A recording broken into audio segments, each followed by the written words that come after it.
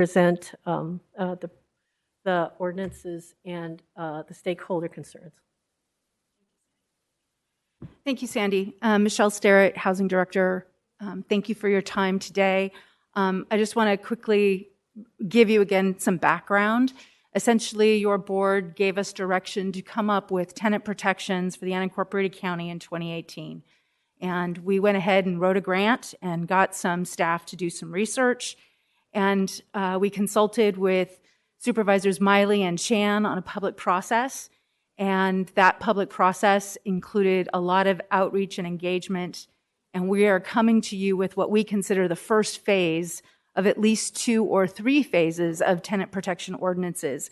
And this first one are a rental registration and tenant protection ordinance, a just cause ordinance, and a fair chance ordinance. And as we do this presentation, we will talk a little bit about the comments we've received from both sides. So it was a very extensive community engagement process. We had 19 stakeholder meetings. We have been to the Unincorporated Service Committee many times. We've been to a joint health and social services committee. We've been to 2 health committees. We've been to 3 transportation and planning committee meetings. And we've been to 4 municipal advisory committees, as well as a Livermore Pleasanton Town Hall and the Sunol CAC. So there has been a lot of outreach and engagement. And honestly, there's also been some board member hosted meetings that have included an additional town hall, facilitated conversations between landlord and tenant advocates where they both came together, as well as one-on-one meetings with landlords and one-on-one meetings with tenant advocates. So this has been extensive.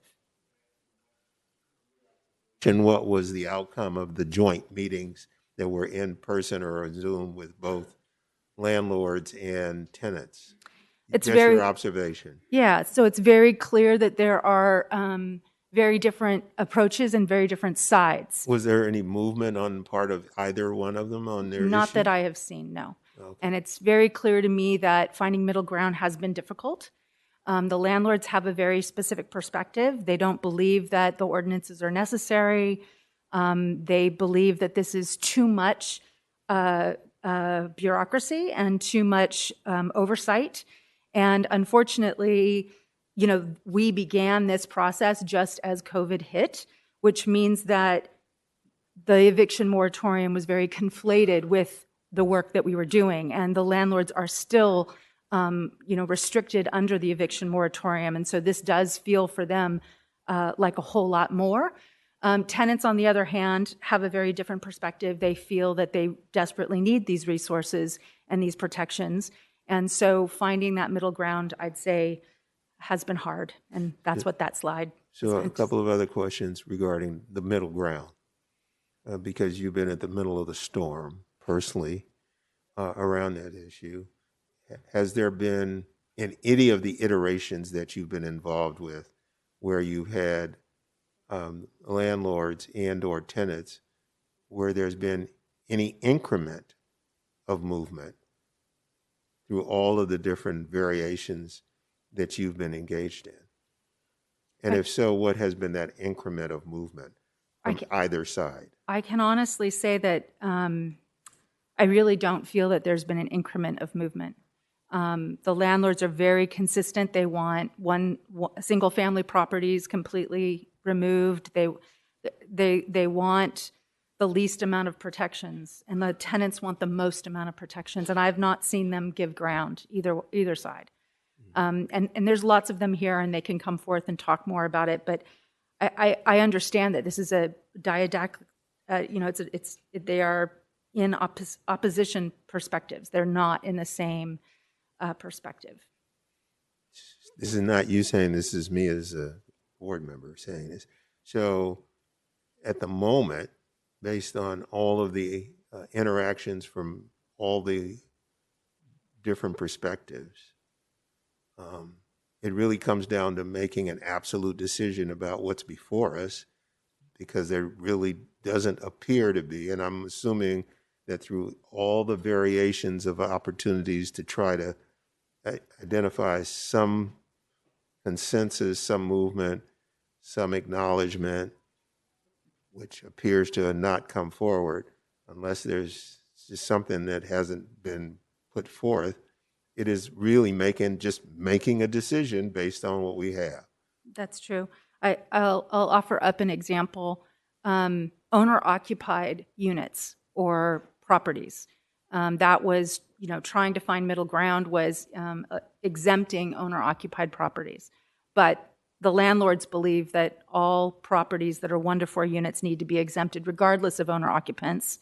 And tenant advocates believe that if there is an owner occupant in the property, and then the rest of the units in that property are exempted from these different types of ordinances, then at that point becomes an opportunity for landlords to, skirt the rules. That was my middle ground, and neither side likes it. So you will hear from both sides that that type of middle ground is not acceptable. Appreciate it. Thank you. So let's start with the rental registry. It's proposed to be an online system. The purpose is to allow us, the county, to have a better idea of the rental market, but also to track information, and allows us to be able to ensure that we understand what's going on in the types of rental properties. We have about 19,000 rental properties in the unincorporated county, and about 60 to 70% of those are in 1 to 4 unit properties, and the rest of them are in multifamily, meaning 5 or more properties. This will allow us to have proper and accurate contact information for landlords. It will ensure that we have access to rental data that you have previously requested from us.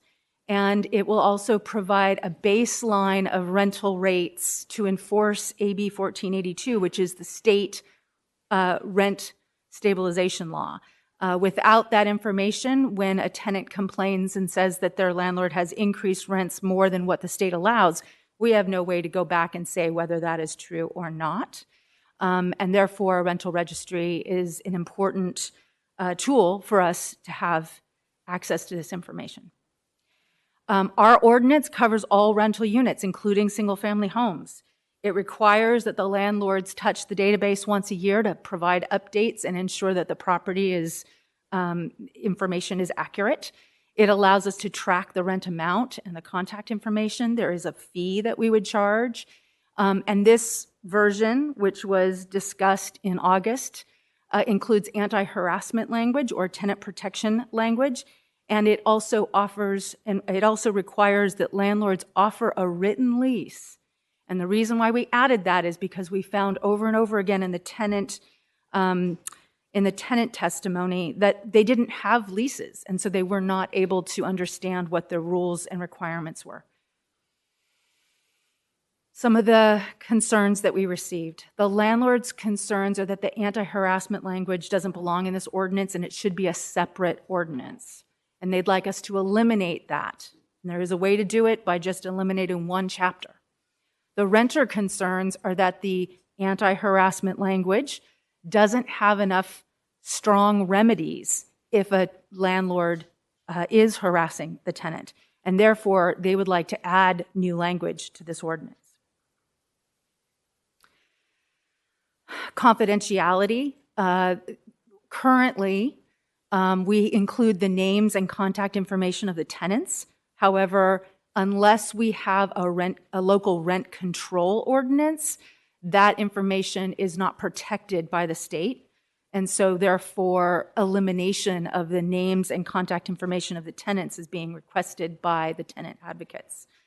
The landlord concern is that they don't believe that the confidentiality language in the ordinance is as strong as it could be. We believe that we've made it as strong as we are allowed at this point. This gets into the idea of 4 or fewer, or single family or 1 to 4 unit properties. The landlords would like 4 or fewer units to be completely eliminated from the rental registry. The tenants believe that all units should be included. And so those are their completely opposite perspectives. The Fair Chance Housing Ordinance. The purpose is to provide for a fair opportunity for formerly incarcerated people seeking housing to get access to rental units. And generally, background checks are prohibited. It applies to all forms of housing. It considers factors directly related to being a good tenant, meaning your income, whether or not you've had an eviction in the past, your income, your credit, those sorts of things. Those can be checked. But it also allows for review of the sex offender registry within certain parameters.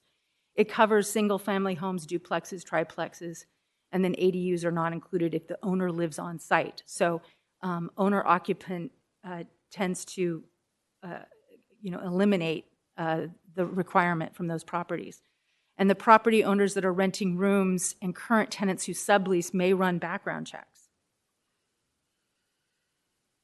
So Just Cities, their concern is that ordinance should cover all units, and you can see the red line up here.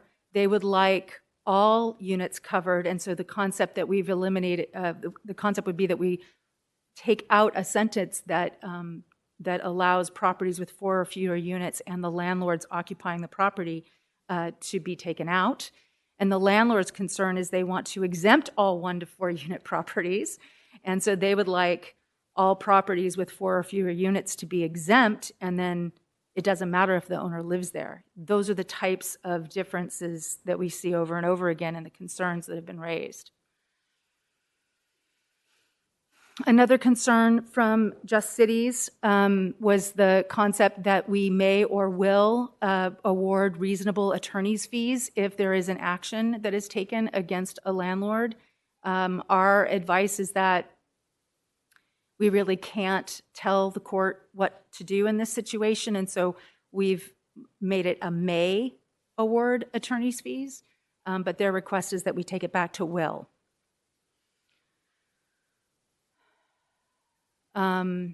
And then again, it gets into all units should be covered.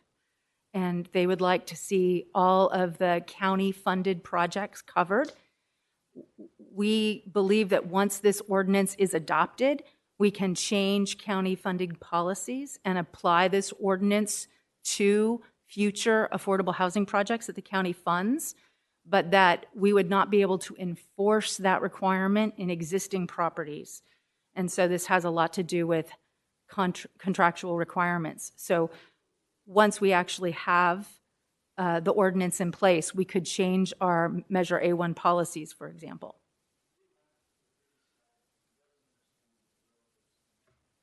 Saying that tenants would like it to say will award attorney's fees so that if a tenant wins a lawsuit against a property owner, that the property owner will be responsible for attorney's fees?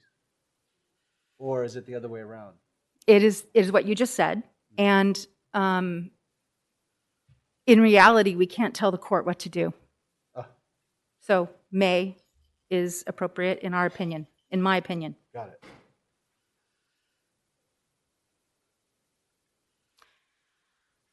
Just cause that I am trying to go quickly because I know there are quite a few comments and quite a few people wanting to speak on all of these ordinances. So the purpose of just cause provides tenants with protection from eviction unless there is a specific cause. And it uses the state AB 1482's 13 justifying causes as its backbone. And I'd like to just bring up that AB 1482 passed after your board directed us to come up with tenant protections. And so our direction from your board was to find tenant protections, but AB 1482 does not cover all tenants. It covers some tenants, not all. And so our direction was to come up with tenant protections. And so our ordinance goes further than AB 1482. It essentially treats all tenants living in single-family homes and multifamily homes equally, meaning AB 1482 does not cover single-family homes, and our ordinance does. It includes all units regardless of the age of the unit. AB 1482 only covers units that are 15 years or older. It provides protections for tenants on the first day of tenancy rather than after 12 months. And it also increases the amount of relocation that 1482 allows. Those are the main differences between what we have and what 1482 does. And again, there are some changes that are requested from both sides. So again, the 1 to 4 unit issue. Landlords would like all 1 to 4 units exempted, regardless of owner residency, and tenants would like to see all 1 to 4 units included, regardless of owner occupancy. So those are the differences. Of course, just to be clear, my recommendation had been that we allow for owner-occupied units to be exempt because the owner is on site, and that's obviously probably a small landlord. This is the 15 years or newer issue, and so essentially landlords would like they'd like us to match exactly AB 1482, which would essentially say that units built in the last 15 years are exempt, and of course the tenants would like them all included. And then the length of tenancy. Landlords are really concerned once a tenant hits 12 months under the state law, they cannot evict unless it is one of those 13 reasons, 2 of which are no-fault evictions, meaning the landlord wants to move in or they want to substantially rehabilitate the unit, and 11 of which are just causes, meaning the tenant has done something wrong. What landlord advocates have essentially said is that without some amount of probation, it's very difficult then for a landlord to go through the eviction process. It takes a long time, it costs them money, and they would like to see a probationary period applied. Tenants essentially say in all just causes within the state, other than the state rules, tenants are covered on the very first day, and there's no reason to provide that 12-month probationary period. So those are the 2 opposing perspectives. One of the other things is that if a tenant is asked to leave because of substantial rehabilitation, our ordinance allows the tenant to return to the unit at a reasonable rate of return to the landlord. And essentially what that means is that we've taken it a step further than the state, and we have allowed the tenants to come back to that unit, but we've also provided for the landlord to receive some return on their investment in that substantial rehabilitation. How do we define a constitutional fair return on their investment? There are specific requirements that you'd have to meet in order to make that assessment, and it would be written up, and there would be a clear procedural process that we would take the time to write up if this is adopted. I don't have that type of detail written up for, the procedural documents will come after the adoption of a policy.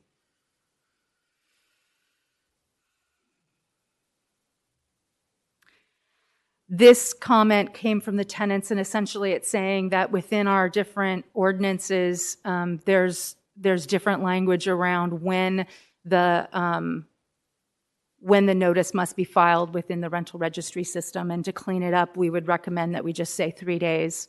But essentially, we don't actually think it's wrong to have different dates. And we think that the 10 days for the rental registration ordinance provides the landlords with the time that they might need to get that registration of the eviction into the system without triggering a violation of that ordinance, whereas the just cause ordinance has a different date and time to get us the information, but that has more to do with if they are using the just cause, that would allow us to give the tenant time to talk to an attorney to help them figure out what their next steps are. So the tenants feel that those things should be in alignment. We feel like it makes sense that they're different, so it's a difference of opinion. Happy to answer any questions. I know you have a lot of public comments to take, and I just want to appreciate very much